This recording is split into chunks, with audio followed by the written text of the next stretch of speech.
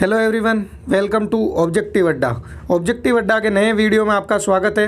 तो आज हम एक बार फिर से आपके साइंस के बायोलॉजी की सीरीज़ लेके आए हैं, जिसके अंदर हम आज डिस्कस करने वाले हैं ब्लड सर्कुलेटरी सिस्टम, यानी कि रक्त परिसंचरण तंत्र। और इससे पहले मानव तंत्रिका तंत्र पे भी एक वीडियो आ चुका है, अभी तक आपने वो नहीं देखा तो वो भी ज़रूर देखिए। अब आपको पता होगा इस सीरीज़ के अंदर हम कैसे क्वेश्चन कर रहे हैं। पहले थ्योरी और MCQ दोनों के दोनों इस सीरीज़ में साथ में चल रहे हैं। पहले आपके सामने एक क्वेश्चन आएगा, फिर उससे रिलेटेड जितनी भी मोस्ट इंपॉर्टेंट चीज़ें बनती है वो सब हम उसी के साथ में ही डिस्कस कर लेते हैं।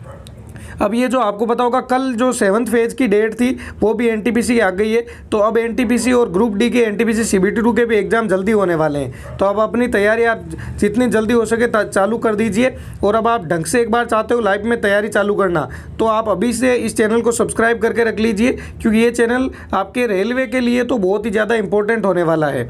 तो चलिए शुरू करते हैं। अब जो आज का पहला सवाल है वो है आपके लिए कि रक्त का लाल रंग किसके कारण होता है। अब आपको सभी को पता होगा कि जो ब्लड होता है अपना, ब्लड का कलर रेड होता है। तो वो ये बताना है कि आपको रेड ब्लड का कलर किस वजह से होता है। तो इसका राइट आंसर क्या होगा, किस वजह से होता है? हीमोग्लोबिन की उपस्थिति के कारण ब्लड का लाल कलर होता है। अब ये बात आई कि हीमोग्लोबिन की उपस्थिति के कारण तो होता है, लेकिन ये हीमोग्लोबिन होता कहाँ पे है? तो ये कहाँ पे होता है? ये RBC के अंदर होता है। अब अगर आपको पता होगा RBC क्या होती है, रेड ब्लड कार्पल्स होती है RBC की, अगर फुल फॉर्म की अपन बात करें। अब RBC के अंदर अगर इससे रिलेटेड भी और अगर फैक्ट देखना चाहे अपन, तो RBC के अंदर आपको पता होना चाहिए कि जो न्यूक्लियस होता है वो अब्सेंट होता है। RBC के अंदर न्यूक्लियस यानी कि केंद्रक नहीं पाया जाता है। लेकिन इसमें भी एक एक्सेप्शन है, जैसे RBC के अंदर अगर पूछे केंद्रक नहीं पाया जाता, लेकिन किसी के अंदर के केंद्रक पाया जाता है, तो वो क्या चीज़ है? तो RBC के अंदर केंद्रक जिसमें पाया जाता है वो क्या है? एक तो होता है ऊंट और एक होता है लामा।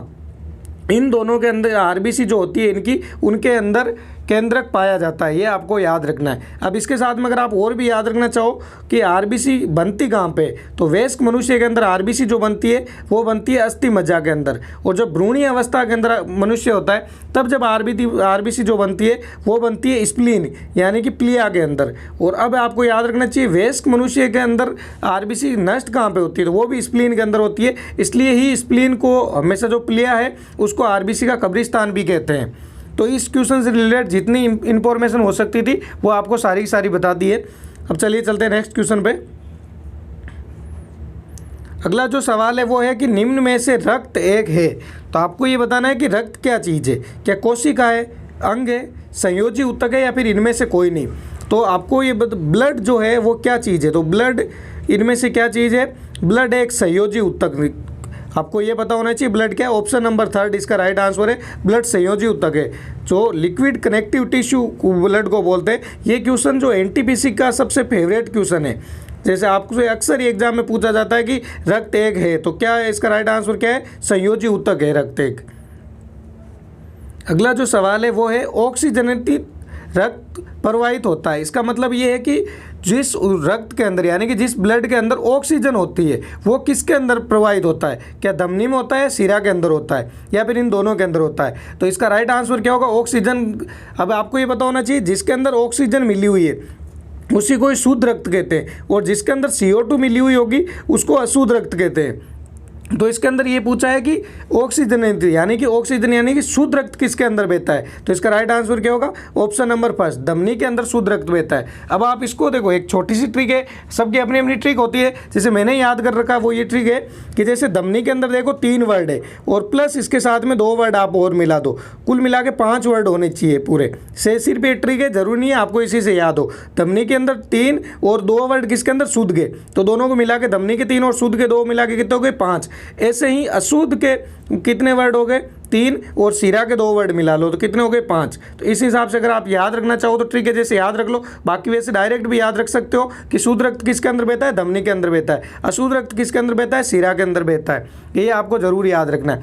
अब यहाँ पे एक चीज़ और भी याद रखना चाहो तो एक क्वेश्चन और पूछा जाता है कि जो धमनी होती है वो रक्त हृदय है। मान लो एक ये यहाँ पे आपका हार्ट है और यहाँ पे आपके अंग है। तो आपको ये बताना है कि जो हृदय से अंग की साइड लेके जाती है या फिर अंग से हृदय की साइड लेके जाती है। तो आपको ये बताना है धमनी के अंदर। अब ये एक चीज़ ऐसे याद रख सकते हो, समझने की कोशिश करना, डायरेक्ट रटने की कोशिश नहीं है। जैसे धमनी के अंदर शुद्ध रक्त बहता है तो आपको भी ये पता होना चाहिए कि शुद्ध रक्त किसकी साइड जाएगा। शुद्ध रक्त हमेशा अंग की साइड जाएगा। तो जो धमनी होती है वो हृदय से लेके अंग की साइड लेके जाती है, और जो शिरा होती है वो अंग अशुद्ध रक्त लेके आती है, तो इसलिए वो अंग से लेके हृदय की साइड लेके आएगी। तो ये भी आपको साथ साथ में याद रखना है। अगला जो सवाल है वो है रक्त परिसंचरण को किसने खोजा था? तो जो ब्लड सर्कुलेशन सिस्टम है इसकी खोज किसने की थी? तो इसका राइट आंसर क्या होगा? किसने की थी? विलियम हार्वे ने की थी ब्लड सर्कुलेशन सिस्टम की। अब इसके अंदर एक्स्ट्रा फैक्ट में क्या बताएं, ये तो डायरेक्ट फैक्ट ही है आपको कि रक्त परिसंचरण तंत्र की खोज किसने की अगर पूछे तो सीधा आपको पता होना चाहिए विलियम हार्वे ने की थी। निम्नलिखित में से रक्त समूह के खोजकर्ता कौन है? तो इसके अंदर आपको ये बताना है कि रक्त समूह के खोजकर्ता कौन है, और जो पीछे क्वेश्चन था वो रक्त परिसंचरण तंत्र का खोज था। जैसे कि ब्लड एक तो सर्कुलेशन सिस्टम है जिसके अंदर की ब्लड फ्लो कैसे होता है, कैसे कैसे जाता है, वो चीज़ें किसने बताई थी? तो आपको पता होना चाहिए किसने बताई थी? विलियम हार्वे ने। यहाँ पे जो ये क्वेश्चन दिया हुआ है रक्त परिसंचरण तंत्र किसने दिया था? विलियम हार्वे ने दिया था। अब इसके अंदर जो नेक्स्ट क्वेश्चन है वो है रक्त समूह के खोजकर्ता, यानी जो ब्लड ग्रुप है। आपको अगर पता होगा, देखो ए बी और ए बी और जो ओ ब्लड ग्रुप होते हैं उनकी खोज किसने की थी? तो यहाँ पे ये बताना है। तो रक्त समूह की खोज अगर पूछे ब्लड ग्रुप की खोज किसने की थी? कार्ल लैंडस्टीनर ने ब्लड ग्रुप की खोज की थी। और ब्लड ग्रुप आपको ये बता दिए कौन कौन से ब्लड ग्रुप होते हैं, ये भी आपको साथ साथ में याद रखना है। अब कौन से सर्वदाता है सर्वग्राही है वो आगे जब क्वेश्चन आएगा तब कर लेंगे। अभी ये लो यहीं पे आ गया है, निम्नलिखित में से कौन सा रक्त समूह सर्वग्राही है? तो देखो सर्वदाता के बार बार नहीं बताए, जितने इससे रिलेटेड ब्लड ग्रुप से रिलेटेड जितने क्वेश्चन बन सकते हैं वो अपन इसी क्वेश्चन में साथ साथ में डिस्कस कर लेंगे। तो यहाँ पे सबसे पहले पूछा है सर्वग्राही कौन सा है, यानी कि जो सबसे ले सकता है। तो सबसे कौन ले सकता है? जिसके अंदर एंटीबॉडी नहीं हो, क्योंकि एंटीबॉडी हमेशा विरोध करती है बाहर से जो खून आए गई। तो सबसे एंटीबॉडी किसके अंदर नहीं होता है? तो आपका डायरेक्ट आंसर हो गया ए बी के अंदर नहीं होता है। लेकिन अब यहाँ पे प्रॉब्लम क्या है, ए बी भी है और ए बी प्लस भी है। तो अब ये क्या लपड़ा है, ए प्लस और माइनस किस वजह से आता है? तो आर एच फैक्टर होता है। अगर आर एच फैक्टर जिसके अंदर है, जिस मनुष्य के ब्लड के अंदर आर एच फैक्टर पाया जाता है तो वो पॉजिटिव हो गया, ए बी पॉजिटिव, और जिसके अंदर नहीं पाया जाता वो आर एच नेगेटिव होगा। तो अब यहाँ पे है कि इसका राइट आंसर क्या होगा? ए बी या ए बी पॉजिटिव होगा। तो आपको एक चीज़ याद रखनी है कि ये सर्वग्राही है, यानी कि सबसे ले सकता है। तो अब अगर आप ऐसे याद रखो कि किसी के पास में पॉजिटिव है, मतलब कि इसके पास में ऑलरेडी जो चीज़ चाहिए वो है, तो अब क्या होगा कि कोई बाहर से आ रहा है वो अगर लेके आ रहा है तो भी इसको कोई प्रॉब्लम नहीं है, और नहीं लेके आ रहा है तो भी कोई प्रॉब्लम नहीं है। मतलब पॉजिटिव वाले के पास में अगर नेगेटिव वाला आएगा तो भी ठीक है, और पॉजिटिव वाले के पास पॉजिटिव वाला आएगा तो भी ठीक है। इसलिए हमेशा आपको याद रखना है कि जो सर्वग्राही है उसके पास में ऑलरेडी होना जरूरी है। तो इसका राइट आंसर क्या होगा? ए बी पॉजिटिव है। अब अगर आपसे पूछे सर्वदाता कौन सा होता है, तो सर्वदाता कौन सा होता है? ओ नेगेटिव होता है, क्योंकि इसको सबको देना है। अगर मान लो इसके पास में आर एच फैक्टर पहले से मौजूद हो, अगर ये ओ पॉजिटिव, अगर एक बार अपन एग्जाम के जैसे मान लेते हैं एग्जाम्पल कि अगर ये ओ पॉजिटिव होता और सर्वदाता मान लेते इसको, अब मान लो कि इसने इसको जिसको ब्लड दिया वो उसके पास ऑलरेडी आर एच फैक्टर नहीं है, तो इनके प्रॉब्लम हो जाएगी और उसकी डेथ होने की प्रॉब्लम हो सकती है। इसलिए जिसको देना है वो हमेशा वो नेगेटिव होना चाहिए, ताकि अगले वाले के पास में आर एच फैक्टर हो तो भी चलेगा, नहीं हो तो भी चलेगा, और जिसको लेना है उसके पास हमेशा आर एच फैक्टर होना चाहिए। तो इसलिए इसका अगर आपसे सर्वग्राही पूछे, यानी कि जो सबसे ले सकता है, उसका आंसर होगा ए बी पॉजिटिव, और सर्वदाता अगर पूछे तो ओ नेगेटिव होगा। जो अगला जो सवाल है वो है सामान्य मानव को खून बहने का समय और जमने का समय क्रमशः होता है। तो ये देखो एक जैसे फैक्ट का जैसे क्वेश्चन है, ये एक बार एनटीपीसी में क्वेश्चन पूछा हुआ है, इसलिए ये डायरेक्ट ये क्वेश्चन लिया हुआ है। एनटीपीसी जो 2018 के अंदर एग्जाम हुआ था उसके अंदर ये क्वेश्चन पूछा हुआ था कि खून बहने का समय और खून जमने का समय क्या है। तो आप इसको आप डायरेक्ट याद रख सकते हो। इसका राइट आंसर क्या होगा? 2 से 7 मिनट तो खून बहने का समय होता है, और 3 से 10 मिनट होता है वो खून जमने का समय होता है। तो आप इसको डायरेक्ट ऐसे याद रख सकते हो। और अब एक चीज़ है कि अगर एक्स्ट्रा में इसमें आप याद रख सकना चाहो तो जो खून जमने की, यानी कि जो ब्लड जमता है, खून रक्त का थक्का जमता है, उसके अंदर कौन कौन से फैक्टर उसके लिए ज़रूरी होते हैं। तो आपको याद रखना है, अगर विटामिन से रिलेटेड आपको पूछे तो विटामिन के होता है जो रक्त का थक्का जमने में काम आता है, और एक प्रोटीन अगर पूछे तो फाइब्रिनोजिन प्रोटीन जो होती है वो प्रोटीन ब्लड का थक्का जमाने में काम आती है। चलिए अगला सवाल देखते हैं। अगला जो सवाल है, अगर अग्नाशय में खराबी हो तो क्या होगा? आपको ये बताना है अगर अग्नाशय के अंदर खराबी हो जाए तो क्या होगा। अग्नाशय के अंदर खराबी होगी तो आपके इंसुलिन और ग्लूकागॉन नहीं बनेंगे। तो इससे यहाँ पे 2 चीज़ पता चलती है। अगर एक चीज़ आपसे पूछे कि इंसुलिन कहाँ पे बनता है तो अग्नाशय के अंदर बनता है, और ग्लूकागॉन कहाँ पे बनता है, ये भी अग्नाशय के अंदर बनता है। तो अगर अग्नाशय के अंदर खराबी हो जाएंगी तो ये दोनों चीज़ें बनेगी नहीं। अगला जो सवाल है वो है रक्त का पीएच मान होता है। देखो क्वेश्चन एकदम सिंपल सा है, लेकिन बहुत बार अक्सर एग्जाम में पूछा गया क्वेश्चन है, इसलिए आपके लिए बहुत ज़्यादा मोस्ट एंड मोस्ट इंपॉर्टेंट हो जाता है। सीधा फैक्ट के जैसे आपको याद रखना है कि रक्त का पीएच मान कितना होता है, 7.4 होता है रक्त का पीएच मान। अब ये जो 7.4 है, इसमें आप याद रखना चाहो तो ये किस कैटेगरी का अंदर आता है, एसिड में आता है, बेस में आता है। तो एक चीज़ याद रखनी, ये जैसे पीएच स्केल है, यहाँ पे बीच में हो गया 7, यहाँ की जो यहाँ पे चीज़ होगी वो न्यूट्रल होगी। अब अगर आप इससे आगे जाओगे तो आपको बेस मिलेगा, और अब आप इधर जाओगे तो ए मिलेगा। ये आपको याद रखना है। 7 से पहले जाओगे तो ए पे है, 7 के बाद जाओगे तो बी, यानी कि इधर एसिड है, इधर बेस है। तो 7.4 की साइड में हो जाएगा, इस साइड में हो गया। तो ये हल्का और ये क्षारीय होता है, ये आपको याद रखना है। हल्का क्षारीय होता है, ये ब्लड होता है वो हल्का क्षारीय होता है। अब अगर इसमें वो पहले अपन ने ब्लड से रिलेटेड एक वो जो फैक्ट थे वो देख लिए कि ये कौन सा ऊतक होता है, तरल संयोजी ऊतक होता है। सबसे इंपॉर्टेंट ब्लड से रिलेटेड यही चीज़ होती है, कौन सा होता है, तरल संयोजी ऊतक होता है। ये आपको याद रखना है ब्लड से रिलेटेड। चलिए नेक्स्ट क्वेश्चन देखते हैं।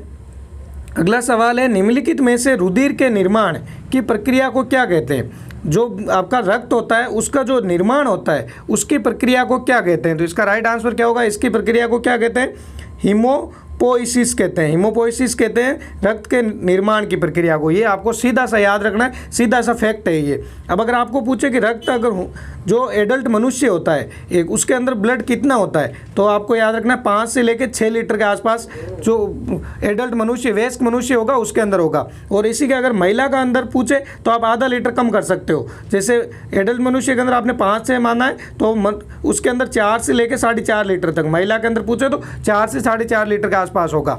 और अगर ये पूछे कि जो ब्लड होता है वो मनुष्य के बाहर के अंदर कितना होता है, तो आपको एक परसेंटेज याद रखना है, 7 से लेकर 10% तक। 7 से लेकर 10% तक जो बॉडी वेट होगा उतना उसका वो मनुष्य का वो उसके बाहर का खून का भार होगा। ये याद रखना आपको। जैसे अगर कोई मनुष्य ये 70 किलो का है तो अगर अपन उसका 7% निकाले तो कितना होगा, 7 × 7 4.9 लीटर उसका जो ब्लड का भार हो जाएगा। इससे डायरेक्ट आप ऐसे निकाल सकते हो।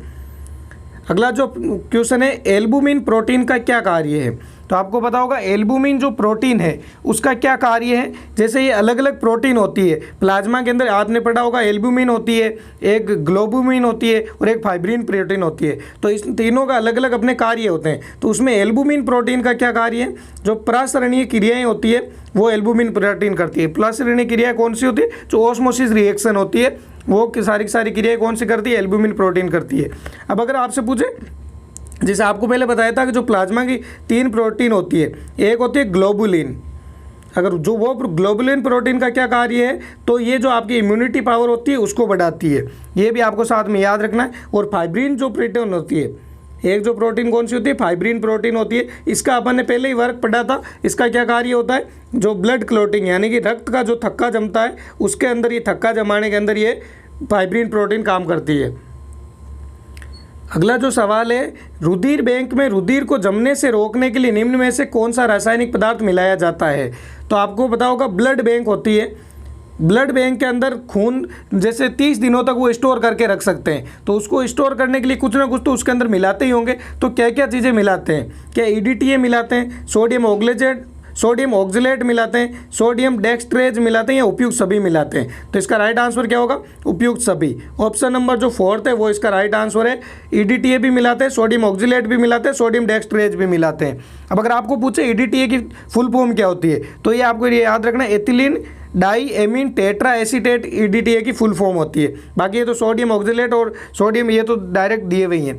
अब अगर इसमें एक चीज़ और भी आपको याद रख सकते हो चाहो तो साथ में, जो इसको खून को कितने डिग्री टेम्परेचर पे रखेंगे, तो इसको आपको याद रखना है 40 डिग्री फ़ारेनहाइट, और अगर सेंटीग्रेड में बात करो तो 4.4 डिग्री सेंटीग्रेड पे ब्लड को रखना होता है।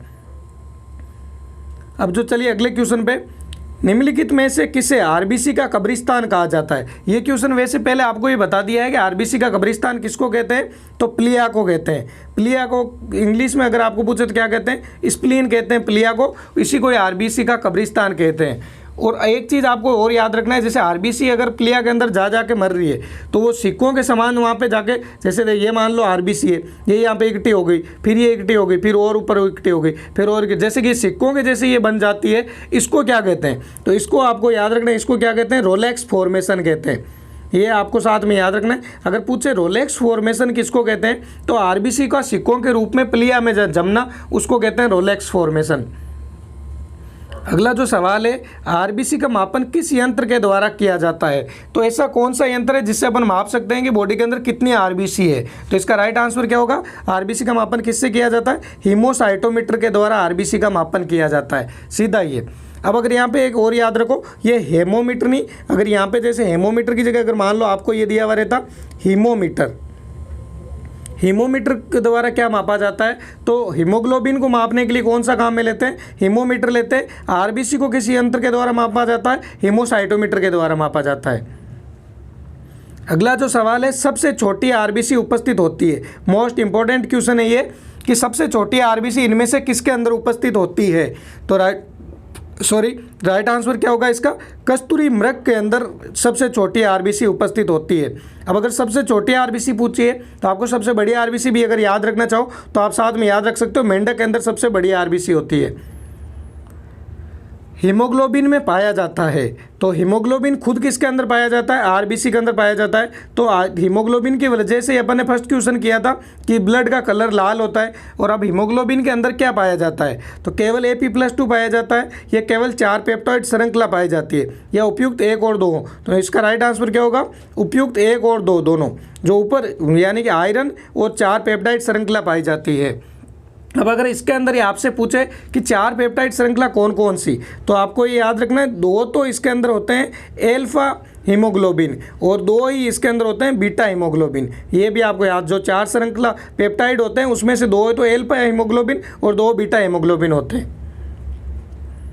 अगला जो सवाल है, निम्नलिखित में से किस रक्त कणिका को शरीर का सैनिक कहा जाता है? तो इनमें से कौन सी रक्त कणिका है जिसको शरीर का सैनिक कहा जाता है? सोल्जर ऑफ बॉडी किसको कहते हैं? या फिर आप ऐसे भी कह सकते हो कि कौन सी रक्त कणिका है जो आपको इम्यून सिस्टम यानी कि रोग प्रतिरोधक क्षमता को बढ़ाती है, कुछ भी आप कह सकते हो। कुल मिला के रोगों से लड़ने के लिए कौन सा रक्त कणिका काम में आती है? तो इसका राइट आंसर क्या होगा? WBC रोगों से लड़ने के अंदर काम आती है। अब आपको ये याद रखना है, WBC से रिलेटेड अगर फैक्ट याद करना चाहो, RBC अपन ने पहले डिस्कस कर लिया ऑलरेडी। तो WBC के अंदर एक तो जो केंद्रक होता है वो प्रेजेंट होता है, ये आपको याद रखना है। WBC के अंदर केंद्रक पाया जाता है। WBC को अगर पूछे क्या कहते हैं, तो ल्यूकोसाइट। अगर WBC का अगर आपसे और कुछ नाम पूछे तो WBC का नाम क्या होता है? ल्यूकोसाइट होता है। और RBC का अगर नाम पूछे आपसे तो इरिथ्रोसाइट होता है। जैसे अगर आपसे कहीं भी आपको ये भी दिया हुआ मिल जाए कि इरिथ्रोसाइट, जैसे अगर आपको कहीं भी ये दिया हुआ मिल जाए कि इरिथ्रोसाइट मिले, तो आपको याद रखना है इरिथ्रोसाइट किसका नाम है? वो भी WBC का ही नाम है। तो ऐसे भी आप याद रख सकते हो इसको, इरिथ्रोसाइट भी WBC का ही नाम है। और अगर प्लेटलेट्स का नाम पूछे तो थ्रोम्बोसाइट्स किसका नाम है? प्लेटलेट्स का नाम है। ये एक्स्ट्रा नाम भी आपको याद रखना है, क्योंकि अक्सर एग्जाम में सीधा ये भी नाम पूछे जाते हैं। मानव शरीर में सर्वाधिक मात्रा में पाई जाने वाली WBC है। तो WBC के आगे अलग अलग और पार्ट्स होते हैं, तो सर्वाधिक मात्रा के अंदर मानव शरीर में कौन सी WBC पाई जाती है? इसका राइट आंसर क्या होगा? न्यूट्रोफिल होती है, वो सर्वाधिक मात्रा के अंदर WBC मानव के अंदर पाई जाती है। तो कितनी पाई जाती है? अगर आपसे परसेंटेज के अंदर इससे बात करें अपन, तो 60 से 65% न्यूट्रोफिल पाई जाती है। इसी के साथ में अगर आप पूछो सबसे कम किसके अंदर पाई जाती है, ऐसे एक साथ याद कर लो। देखो बार बार नए नए क्वेश्चन बनाने से कोई मतलब नहीं है। इसमें अगर एक क्वेश्चन चाहते तो और भी बन जाता कि सर्वाधिक मात्रा पूछ लिया तो अगली बार पूछ ले कि सबसे कम मात्रा में कौन सी पाई जाती है, लेकिन यहीं पे याद करोगे तो आपको ज़्यादा याद होगे। सर्वाधिक मात्रा के अंदर न्यूट्रोफिल 60 से 65%। ऐसे अगर आप याद रखो सबसे कम मात्रा में कौन सी है, तो वो होती है बेसोफिल्स, 0.1 से लेकर 1% तक के बीच में होती है। ये आपको याद रखना है। अब एक जो मोस्ट इंपॉर्टेंट जो चीज़ है बेसोफिल से रिलेटेड है, बेसोफिल के अंदर क्या क्या सीक्रेट होता है इससे, तो आपको याद रखना है। एक तो हिस्टामिन, ये देखो यहाँ पे थोड़ा सा इसके अंदर पेन से लिखने में दिक्कत आती है, आप जो बोल रहे हैं वो समझने की कोशिश कीजिए। एक तो हिस्टामिन और एक हिपेरिन, ये दोनों जो वर्णक होते हैं वो किससे निकलते हैं? बेसोफिल से निकलते हैं। अब हिस्टामिन क्या करता है, तो आपको याद रखना है हिस्टामिन एलर्जी से, जो एलर्जी करता है वो हिस्टामिन की वजह से होती है। और हिस्पेरिन क्या करता है, वो आपके ब्लड को जमने नहीं देता। जैसे कि अगर आपको पता होगा जब आपके चोट लग जाती है तो थोड़ी देर में खून बाहर आके जमने लग जाता है, लेकिन शरीर के अंदर भी तो फिर खून जम सकता है। शरीर के अंदर खून किसकी वजह से नहीं जमता? वो हिपेरिन की वजह से नहीं जमता। कई बार आपने देखा होगा कि जो मच्छर होता है, ये मान लो कि आपकी स्किन है और यहाँ पर एक मच्छर आया, ये अगर मच्छर काट रहा है तो यहाँ पे भी अगर जो खून बाहर निकल रहा है वो क्यों नहीं जमता, क्योंकि मच्छर के मुंह के आसपास जो नली होती है उसमें भी हिपेरिन होते हैं, तो वो ब्लड को जमने नहीं देता। तो ये भी आपको याद रखना है, खून किसकी वजह से नहीं जमता है, हिपेरिन की वजह से नहीं जमता। कहाँ से निकलता है, बेसोफिल के अंदर। ये आपको साथ में एक्स्ट्रा फैक्ट के अंदर आप चाहो तो याद रख सकते हो इसको। अब चलिए चलते हैं नेक्स्ट क्वेश्चन पे।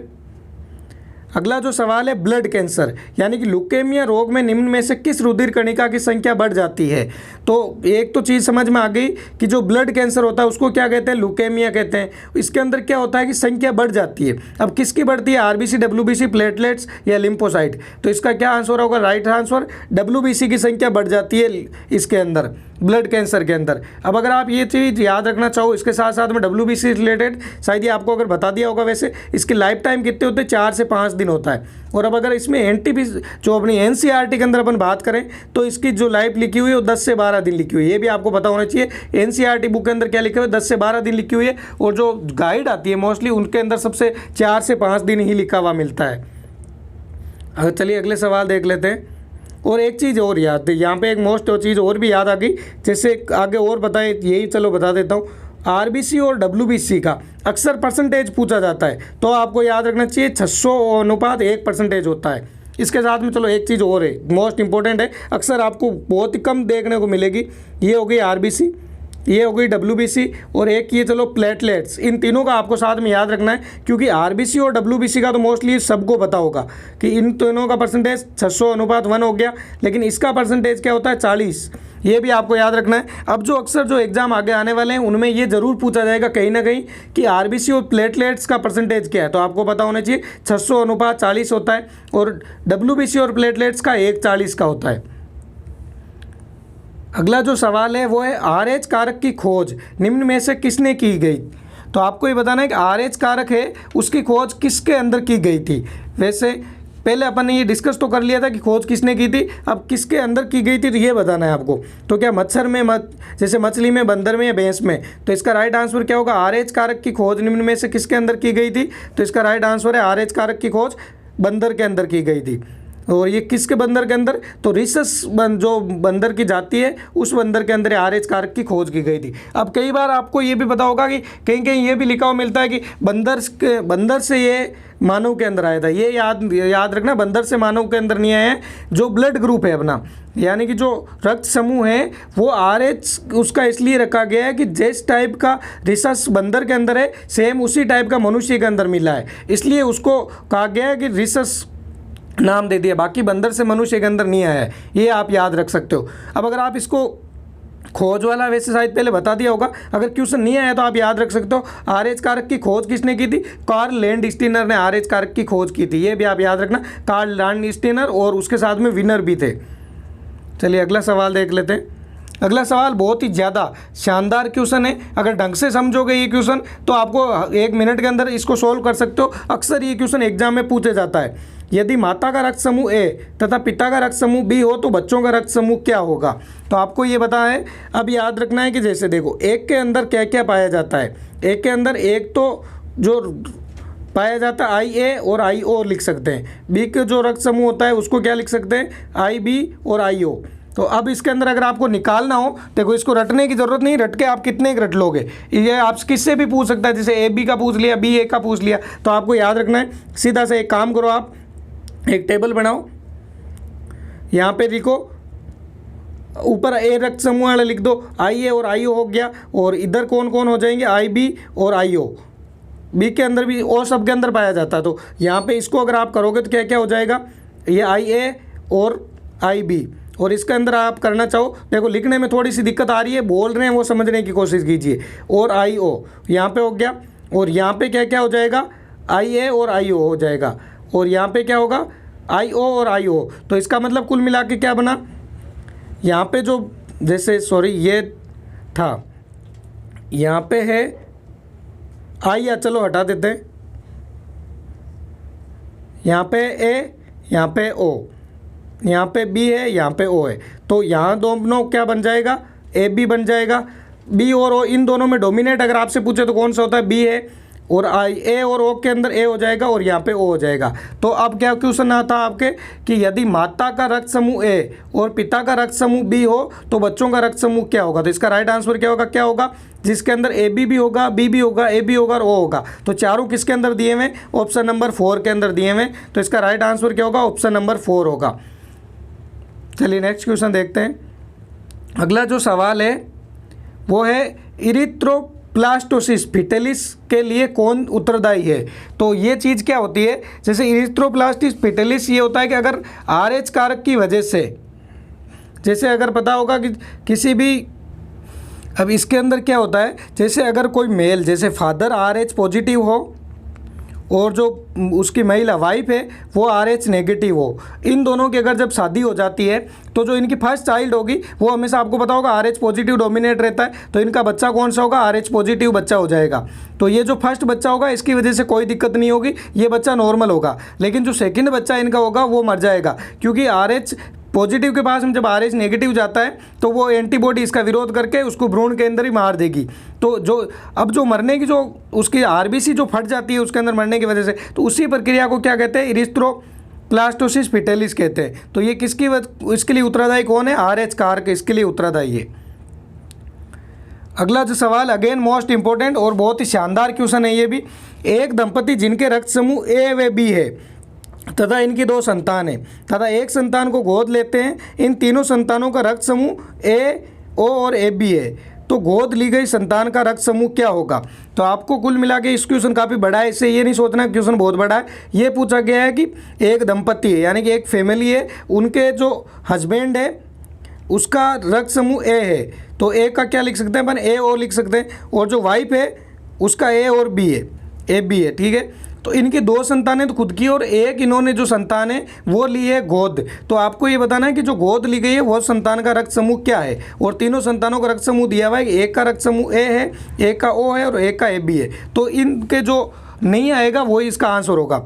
तो इसका राइट आंसर यहाँ पे ए और ए मिलेंगे तो क्या बन जाएगा, ए बन जाएगा। ए और ओ मिलेंगे तो क्या बन जाएगा, ए बन जाएगा। ए और बी मिलेंगे तो क्या बन जाएगा, ए बी बन जाएगा। बी और ओ मिलेंगे तो क्या बन जाएगा, बी मिल जाएगा। तो यहाँ पे आपको क्या समझ में आया, एक तो संतान का ए बन रहा है ब्लड ग्रुप, दूसरी संतान का भी ए, तीसरी संतान का ए बी और चौथी संतान का ब्लड ग्रुप ओ होगा। कुल मिला के इनसे जितनी भी संतानें होगी उनमें से ओ किसी का भी ब्लड ग्रुप नहीं हो सकता। तो जिसका भी ओ ब्लड ग्रुप है वो क्या किया हुआ है, वो गोद ली गई संतान है। तो इसका राइट आंसर क्या होगा, ऑप्शन नंबर 2 इसका राइट आंसर है। ये आपको समझ में आ गया होगा। जैसे अगर आपको ये लिखा हुआ नहीं समझ में आ रहा तो आप बोल क्या रहे हैं वो ज़रूर ध्यान से सुनो, सही से समझ में आ जाएगा। अगला जो सवाल है, मायोजेनिक हृदय पाया जाता है। तो मायोजेनिक हृदय इनमें से किसके अंदर पाया जाता है, याद रखना है, मनुष्य के अंदर पाया जाता है मायोजेनिक हृदय। और मनुष्य के अंदर एक हृदय होता है, 4 कक्षक होता है, ये भी आपको याद रखना। मेंढक के अंदर याद रखना चाहो तो आप 1 हृदय होते हैं और 3 कक्षक होते हैं, ऐसे आप साथ साथ में याद रख सकते हो। चलिए अगला सवाल देखते हैं। अगला सवाल है, कार्डियोलॉजी किसका अध्ययन किया जाता है। तो वैसे ये तो आपके लिए काफ़ी इजी सवाल आ गया। कार्डियो आपको पता होगा, कार्डियो किससे जुड़ा हुआ है, हृदय से जुड़ा हुआ है। तो कार्डियोलॉजी के अंदर किसका अध्ययन किया जाएगा, हृदय का ही किया जाता है। अगला जो सवाल है वो है, ऐसे नोड उपस्थित होता है। तो ऐसे नोड कहाँ पे उपस्थित होता है, इसका राइट आंसर क्या होगा, इसका राइट आंसर है दाएं आलिंद के अंदर। ऑप्शन नंबर 1 इसका राइट आंसर है, दाएं आलिंद के अंदर ऐसे नोड उपस्थित होता है। जैसे अगर आप हार्ट की ऐसे शेप बनाना चाहो, मान लो ये हार्ट है, ये दाएं हो गया और ये बायां हो जाएगा। तो यहाँ पे ये आलिंद है ऊपर और ये 2 नीचे नीले होते हैं। तो ऐसे नोड कहाँ पे पाया जाता है, यहाँ पे पाया जाता है। अब आप और एक भी चीज़ याद रखना चाहो तो ऐसे नोड को और क्या कहते हैं, तो इसको पेस मेकर भी कहते हैं। शरीर का पेस मेकर अगर पूछे किसे कहते हैं तो ऐसे नोड को कहा जाता है। ये भी साथ साथ में आपको याद रखना है। अगला जो सवाल है वो है, हृदय ध्वनियों को सुनने के लिए किस यंत्र का उपयोग किया जाता है। तो जो हृदय की जो ध्वनियाँ होती है, कौन कौन सी ध्वनियाँ होती है ये पूछे तो एक तो ध्वनि होती है लब और एक ध्वनि होती है डब। ये आपको याद रखना, लब और डब ध्वनि होती है। अब अगर आप याद रखना चाहो, लब कब ध्वनि आती है, जब सिस्टोल होता है, और डब ध्वनि कब आती है, जब डायस्टोल होता है। डी से याद रख सकते हो, डायस्टोल डब ध्वनि और सिस्टोल के टाइम लब ध्वनि होती है। अब चलिए, हृदय ध्वनियों को सुनने के लिए किस यंत्र का उपयोग करते हैं, तो स्टेथोस्कोप का प्रयोग करते हैं हम हृदय ध्वनियों को सुनने के लिए। वैसे आपने ये जो देखा होगा डॉक्टर के पास में जो होता है ऐसे, जो एक तो ऐसे होता है उसके आगे ये लगा हुआ रहता है, इस टाइप का आपने डॉक्टर के पास देखा होगा, उसी को कहते हैं स्टेथोस्कोप। अब चलिए और एक चीज़ यहाँ पे आप, चलो एक और चीज़ और बता देता हूँ आपको। अगर आपको पूछे रक्त दाब, सॉरी, जैसे कि अगर आपको पूछे कि रक्त दाब को मापने के लिए किस यंत्र का उपयोग किया जाता है, ये भी अक्सर एग्जाम में पूछा जाता है। इस पर अलग से क्वेश्चन नहीं लिए बनाया हुआ है, यहीं पे आपसे पूछ लेते हैं। तो रक्तदाब को मापने के लिए किसका उपयोग किया जाता है? स्पेग्नोमेनोमीटर का उपयोग किया जाता है रक्तदाब को मापने के लिए। ये आप जरूर याद रखिए, किसी न किसी एग्जाम में जरूर पूछा जाएगा। अगला जो सवाल है, भ्रूण के हृदय धड़कन की दर होती है।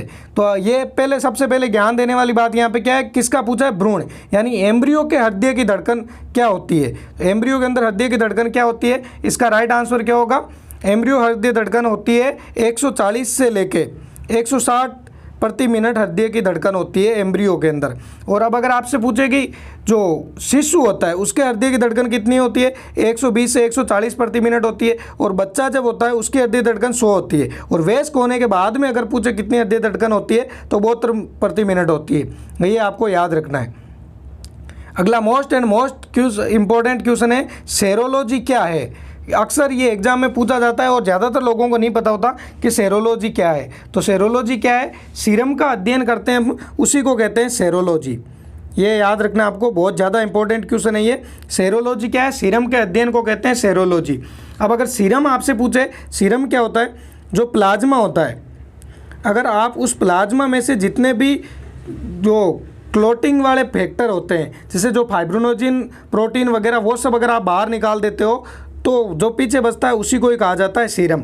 ये आपको याद रखना है। प्लाज्मा में से अगर आप क्लोटिंग फैक्टर यानी जो फाइब्रिन, जो प्रोटीन है, वो बाहर निकाल देते हो तो उसको जो पीछे बचेगा उसको क्या कहेंगे? सीरम कहते हैं। अगला जो सवाल है, निम्नलिखित में से किसकी अधिकता से ब्लू बेबी सिंड्रोम नामक रोग होता है? तो इनमें से किसकी अधिकता होगी तब ब्लू बेबी सिंड्रोम हो जाएगा? तो बॉडी के अंदर किसकी अधिकता होगी? तो NO3 की, यानी कि जो नाइट्रेट है इसकी अगर बॉडी के अंदर अधिकता होगी तो क्या होगा? ब्लू बेबी सिंड्रोम हो जाता है। वैसे आपको याद रखना है, नाइट्रेट के साथ में एक और भी होता है, वो होता है फॉस्फेट। अगर नाइट्रेट और फॉस्फेट की बॉडी के अंदर अधिकता होगी तब क्या होगा कि जो CO2 वाला डीऑक्सीजनेटेड ब्लड और ऑक्सीजनेटेड ब्लड, ये दोनों क्या होंगे? मिक्स हो जाएंगे। इसकी वजह से जो शरीर का कलर है वो ब्लू कलर हो जाएगा और इसी वजह से इसको क्या कहा जाता है? ब्लू बेबी सिंड्रोम कहा जाता है। अब चलिए चलते हैं अगले क्वेश्चन पे। ये जितने भी आज के जो मोस्ट इंपॉर्टेंट, जो इस सर्कुलेशन सिस्टम से जितने इंपॉर्टेंट क्वेश्चन बन सकते थे वो अपन ने सारे के सारे इस चैप्टर के अंदर डिस्कस कर लिए हैं। अब अगर आप और भी कोई क्वेश्चन हो तो आप हमें कमेंट बॉक्स में लिख के बता दीजिए, तो हम उसका आंसर आपको वहाँ दे देंगे। बाकी जितने 100% जो अच्छे क्वेश्चन थे जो अब एग्जाम में पूछे जाते हैं वो सारे के सारे अपन ने इस वीडियो के अंदर डिस्कस कर लिए। अब सिर्फ अगर आप चाहो तो एक आपके लिए मैं क्वेश्चन लास्ट में छोड़ के जा सकते हैं। आपको ये बताना है कि रक्त का थक्का रोधी पदार्थ कौन सा है? ये आपको याद रखना है, क्वेश्चन ढंग से देख लेना। रक्त का पूछा क्या है? थक्का रोधी पदार्थ निम्न में से कौन सा है? तो थक्का रोधी पदार्थ निम्न में से कौन सा है? आपका फर्स्ट ऑप्शन होगा वो होगा फाइब्रिनोजन। सेकंड ऑप्शन होगा आपका, आप यहाँ पे लिख नहीं रहे, आप सुन लेना, सेकंड ऑप्शन है हिपेरिन। और जो थर्ड ऑप्शन है वो है थ्रोम्बिन और फोर्थ ऑप्शन है ग्लोबिन। इन चारों में से आपको ये बताना है कि थक्का रोधी पदार्थ कौन सा है। कमेंट बॉक्स में लिख के बताएं। और अब चलिए मिलते हैं हम नेक्स्ट वीडियो में। आप सिर्फ चैनल को जरूर सब्सक्राइब करके रख लीजिए ताकि इस तरह के और भी जब भी नए वीडियो आए तो सबसे पहले नोटिफिकेशन आपको मिले। आपको NTPC और ग्रुप D का 100% जो पूरा सिलेबस है वो यहाँ पर पूरा करवाया जाएगा, तो इसलिए चैनल को आज ही सब्सक्राइब करके रख लीजिए आप।